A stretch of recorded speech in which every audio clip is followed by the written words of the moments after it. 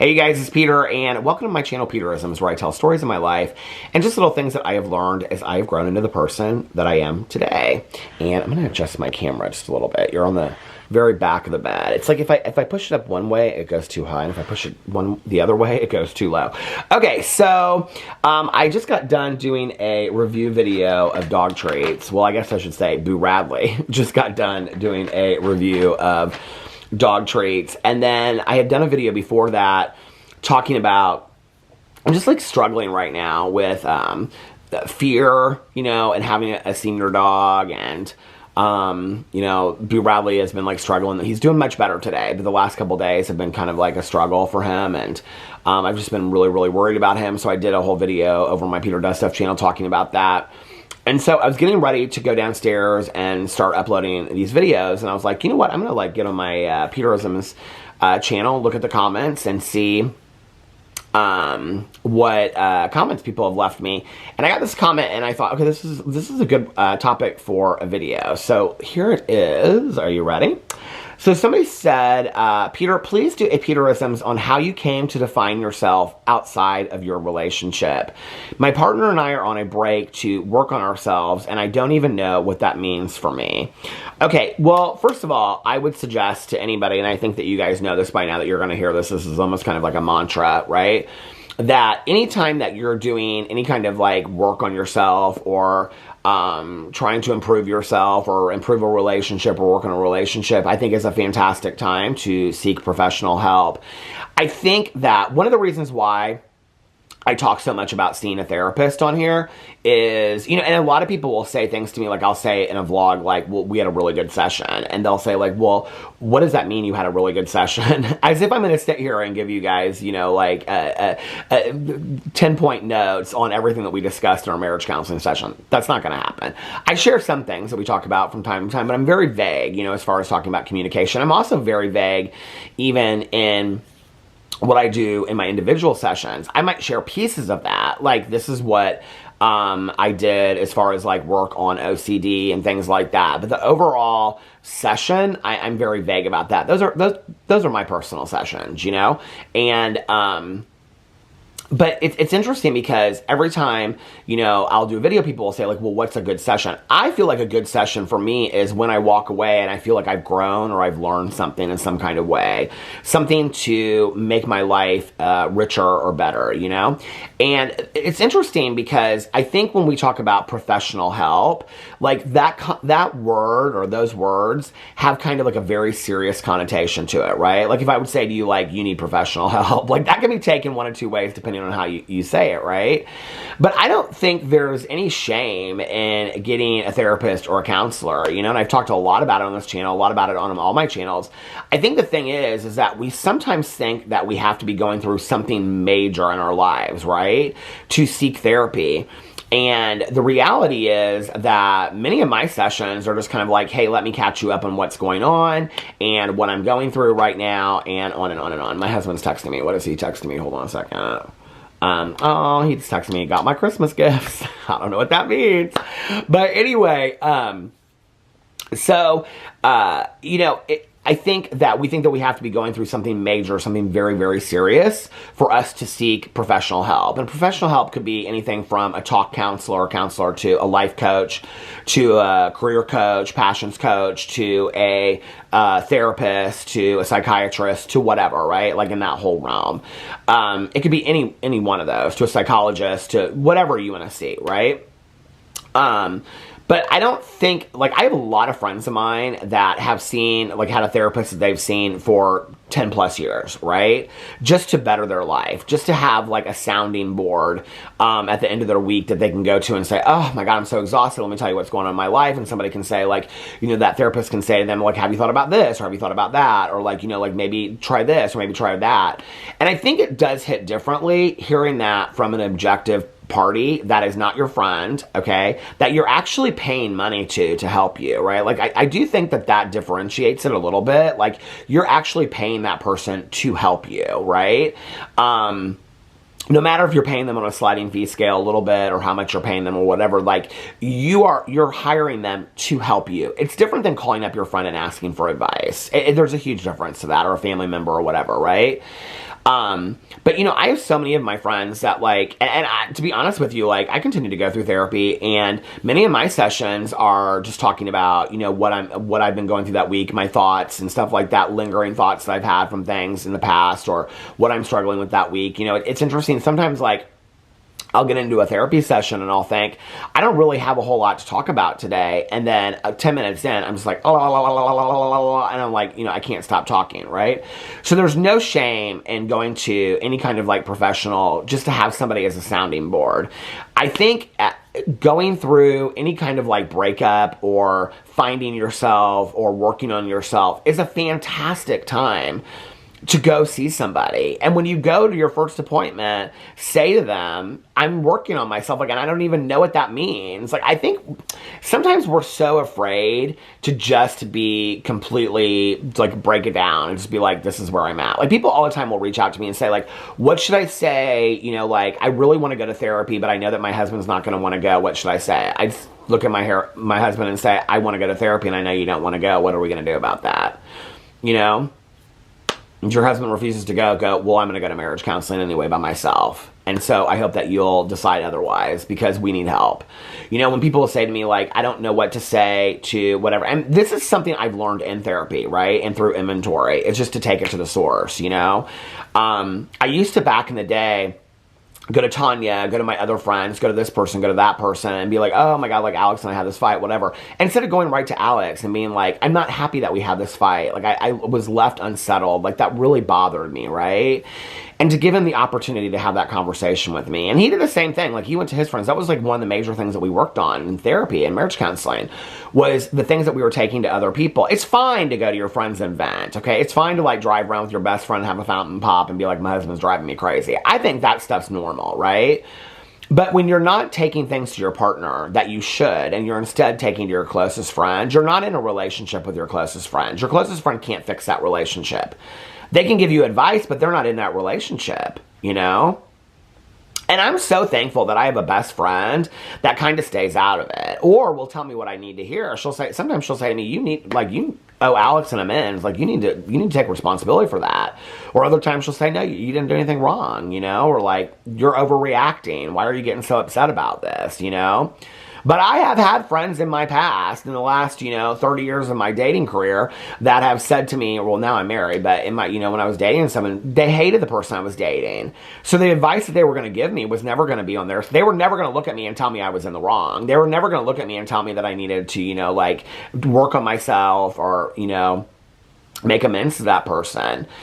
I think, how do I define myself outside of my relationship with Alex is a really interesting question. And I think that I picked this question because it's something that I wanted to think about a little bit deeper, When I think of how I define myself outside of my husband, definitely like the first thing is like my career on YouTube. Like, he's, other than him doing a video here and there with me, he's really not part of that. He really he doesn't at the end of the day, he'll be like, did you make some videos today? Yeah, he doesn't know what I make my videos about. He has no clue. He doesn't know he has no clue the people that I talk about on my drama channel. He doesn't even know who those people are, right? He's heard their names enough to know stuff about them, but he doesn't really know anything about them. And so, that whole piece for me is individual to me, Just when he comes home from his day at work, I understand the stuff that he's telling me about, but, I don't know the intricate details of it, right? That's part of his life. The books that I read, the music that I listen to, the movies that I watch, the shows that I watch, other than the ones that we share, because we have music that we share that we love together. I was just listening to Purple Disco Machine earlier, and, we love Cascade. I was listening to Cascade's Christmas album earlier, and there's music that we share, there's movies that we share, and there's TV shows that we share. But then we each have our own individual ones. I have my own show. I watched Bachelor in Paradise, the finale last night. Alex could care less about that, There's a lot of shows. I watch Dracula. He doesn't, He watches Grey's Anatomy. I don't. I think also in having separate friends outside of, in my past relationship, I was just talking about this on my vlog the other day. In my past relationship, I felt like I needed to be so enmeshed with that person that all of my friends were his friends and all of his friends were my friends. And that was really something that was hard for me to break when I got into this relationship, And I think it's important for I've said that I think it's important for us to have friends that are couples because I think that unifies us as a couple to like go out on couples dates and things like that. And I agree with that. I also think it's important for Alex to have his own friends and for me to have my own friends. I am first and foremost Peter Monn before I am Peter and Alex. And I think that for so long, I defined myself by who am I if I am not with a man that defines me, okay? And this was long before Alex. This was 5 relationships ago, you know? The last 2 are really the only 2 that I count because they were the long-term ones where I lived with somebody. But, you know, I've had many relationships in my life. And most of them were the feeling inside that I got of validating myself that I was good enough because somebody wanted me. I was good enough because somebody wanted to call me their boyfriend. I was good enough because somebody wanted me by their side. That I didn't know who I was if I wasn't standing next to that person. I didn't know who I was if I wasn't so-and-so's boyfriend. Like if I couldn't say that, right? Like, in all honesty, sometimes the breakups were harder for me because I didn't know how I would tell people, like, we're not together anymore, other than, like, what it meant on an emotional level. Like, I almost cared more about what did that mean, like, how other people were going to look at me versus then, like, I mean, I'm talking about people that I didn't date for very long, right? That was really hard for me. Like, I didn't know who I was going to be, you know? And then when I got into the last 2 relationships that I was in that were very serious, my first relationship that we were in, I got into like a year after I got sober. We just kind of like went our different ways. His interests were not my interests. And I was very upset about the breakup. It was initiated by him, but I also, in retrospect, know that we wouldn't have made it long term. Interestingly enough, he's with somebody that's from Venezuela now. Isn't that crazy? And then my ex, you know, from before, I think, I've said this before, that I think if we had gotten in therapy several years before, I don't know what would have happened with that relationship. I don't, like, regret it. Like, I think he's gone on with his life, and he has an amazing life, and I have an amazing life, and I think we're both thankful for that. He said something to me about 2 months after we broke up. He said, I knew that we weren't happy together either, but I didn't want to make the first move or something like that. Like, neither one of us were really happy in the relationship. I feel blessed that I can see my exes and be civil to them. I don't want to go out to dinner with them. I don't want to, you know, I listen, to see them out and be like, hey, how are you doing? It's great to see you, whatever. But I, in both of those relationships, did not know who I was if I wasn't with them. And then I got with Alex, and it was like I was by his side 24 hours a day. You know, we went out 4 nights a week together and stuff like that because I didn't know who I was if I wasn't Alex's boyfriend, Alex's husband. When our marriage was falling apart, and, you know, we went to marriage counseling, and I thought I thought this marriage counseling is not going to work. We're going to get divorced. And the counselor said to me, like, would you be okay? Like, you think you'll make it if you and Alex don't work out? And I was like, no, like, I can't even, how would I ever make it without Alex, you know? When I already had kind of, like, played it through and thought, well, we're getting divorced, it's not going to work. Like, I'd already played it through in my head. Like, I could imagine the day that he was moving out. I could imagine him going on with his life. I could imagine social media of seeing him with the next guy that he was dating. I could see it all, right? Like, I'd already played it out and scripted it in my head. It was so unhealthy. You know, instead of focusing on a solution, I was focusing on the problem. And I'm a big believer in focusing on the solution, not the problem. And so, you know, we went in there, and then my therapist said to me, like, but eventually you'd be okay. And I was like, well, yeah, eventually I'd be okay. And he'd be like, so you're not dependent on Alex. You choose to be in a relationship with Alex. And I was like, wow. Like, it took me a little while to get that, but I was like, I'm kind of giving the sped up version of it today because I've said it so many times. But I was like, yeah, like, I choose to be with Alex. Alex chooses to be with me. That means I am my own individual person that chooses to spend my life with somebody else, which, interestingly enough, my husband got very early, okay, when we first started dating. I said something about the old idea of, you know, soulmates. Now, mind you, I was 36, or I was 35 when we met, but I was 36 when we started dating, and he was 24.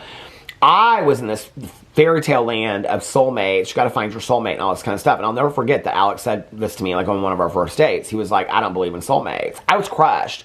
I was like, if you don't believe in soulmates, how can you be my soulmate, you know? He was like, I believe that 2 people meet at a specific time in their life, and they choose to spend their life together, and they choose to make it work, and they choose to have amazing lives together. In retrospect, what's interesting about that is that that's exactly what we did, and that's exactly what therapy taught me, you know? And And I don't know what I would have thought if Alex was my soulmate and it didn't work out. Then what does that say for soulmates, you know?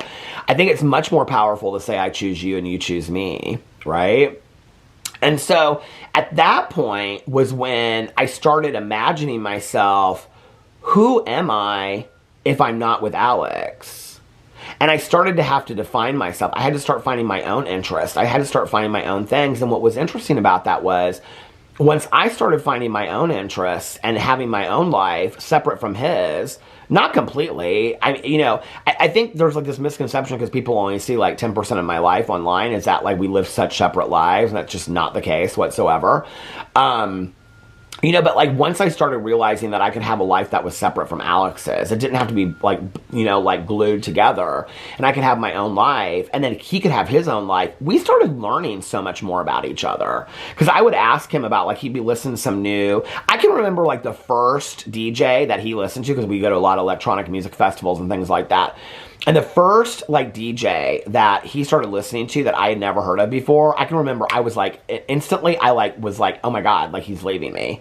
Because I was like, he found a DJ that I don't even know about that he likes. We don't listen to any of the same electronic dance music. We share like maybe 5 DJs that we like, you know?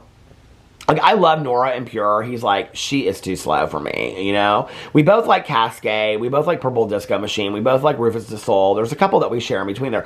But he likes a lot of stuff that I don't like, you know? He could care less to ever listen to a country music song. You know, it was so sweet because we were in the car the other day and he put on some Christmas music for me. And I was like, this is so sweet because he knows I love Christmas music. He could care less about Christmas music. Those are the things that you do when you're in love, right? I think you have to get to know what your own interests are. Try new things. Read new books. Try to, garden, or if you want to cook or crochet. Find what you like. Go do some things with the people that you haven't hung out with for a while. Be selfish. Take a nap. Take a bath. Get to know yourself. Fall in love with yourself. You know that old adage that's like, you first have to love yourself before you can love somebody else kind of thing? I'm such a believer in that, but I didn't really get it until I almost was all alone outside of this marriage because we were going to get divorced. Like, I had to learn that I am lovable and I am good enough. And really, to be honest with you, this is a really direct statement, and I hope you don't take offense to this because you're exactly where I was. But when we went to marriage counseling, like, I really didn't know that I loved myself. I don't think I did love myself. And I didn't know who I was if I didn't define myself by being with Alex or being with a man that could validate my existence. And the reality is, I love myself so much today. I love my interests. I'm not willing to give them up. And, what's so funny is we'll lay here in bed and I'll be like talking about cozy mysteries and Alex will be like, what cozy mystery are you listening to? You think he cares? But he's interested, right? Because it's something new about me. Or I'll be like, oh, I just found this new, band or whatever that I really like. Oh, who's it called? Play it for me. I want to hear it, And we share stuff with each other. So as we continue to individually grow and evolve, we continue to grow and evolve together as a couple. We learn new things about each other instead of becoming so stagnant. And I think to some degree that's kind of what was happening, is that we were getting kind of bored of each other. So I almost think that we had to go through that to learn to love ourselves enough to, I'll never forget when I got out of therapy and I was dating this guy and I went in there and I was telling my therapist about and I shared this just recently on here, but I was sharing with my therapist about isn't this so perfect? And we spend so much time together, all of our interests together. He was like, no, I don't think it's perfect. And I was like, what? And he's like, I think that a perfect relationship is 2 individuals that have own individual lives that meet in the middle. And I was like, what? You wouldn't want to spend 24 hours a day with a person that you love. It made no sense to me, right? Because love to me equaled smothering somebody. Love to me equaled having to be exactly like that person, Instead of realizing it is totally fine to have, and this is the other thing I had to learn too, it's totally fine to have your own life.